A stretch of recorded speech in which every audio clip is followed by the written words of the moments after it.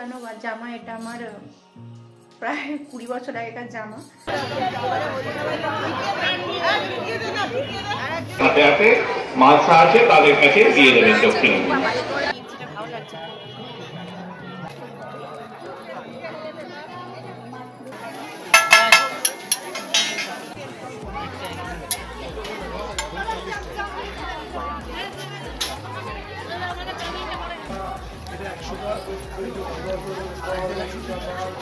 একটা করে এটা দু জায়গায় আর ওটা 50।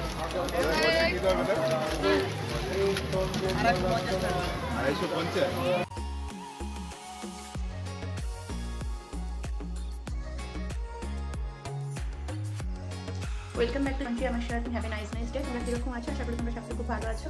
আমিও মোটামুটি আছি। আমি এখন একটু দেখছো জামা কাপড় পরে নিয়েছি। বহু পুরানো জামা, এটা আমার প্রায় 20 বছর আগেকার জামা। তো তখনকার জামাটা পরছি। তো এখন আমি একটুখানি পুজো দিতে যাচ্ছি, তো মা পিসি সবাই মিলে। চলো কি পুজো না পুজো তোমরা দেখে নেবে, চলো। তো প্রথমেই বলি যে মায়ের তো একটাই রূপ হয়, আমরা বিভিন্ন নাম দিয়েছি, তাই তোমরা মাকে যে কোনো নামে ডাকতে পারো। এ নিয়ে আমি কিছু মতভেদ করব না বা বিচার করব না। তো যাই হোক, এখন এসব কথা ছেড়ে একটুখানি পুজো দিয়ে তারপরে একটু মেলা টেলা ঘুরবো। তো খুব ভালো লাগছে মেলা ঘুরতে, কার না ভালো লাগে বলো। আমি অবশ্য একটা জিনিসের প্রচণ্ড আমার ভালো লাগে, মানে আমি লোভ সামলাতে পারি না, তো সেখানেই চলে এসেছি। কী দেখে আমি লোভ সামলাতে পারি না? অবশ্যই খাবার জিনিস নয়, তোমরা হয়তো খাবার জিনিস ভাবছো। যেটা দেখে আমি লোভ সামলাতে পারি না অ্যাকচুয়ালি, সেটা হচ্ছে ইয়াররিংস।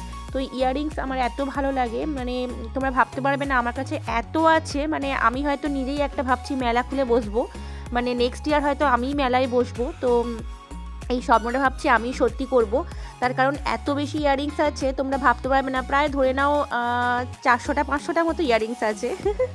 তো এই সব কিছু কিনে এখন এগরোল খাচ্ছি। তারপরে ব্লগটা অবশ্য খুব ছোট্টর মতো রাখলাম, কারণ খুব বড় করলাম না, অনেক কিছু জমে আছে, তোমাদের একটু একটু করে শেয়ার করতে হবে। তো খাবার জিনিসগুলো কিনে নিয়ে অলরেডি আমি বাড়ি যাচ্ছি।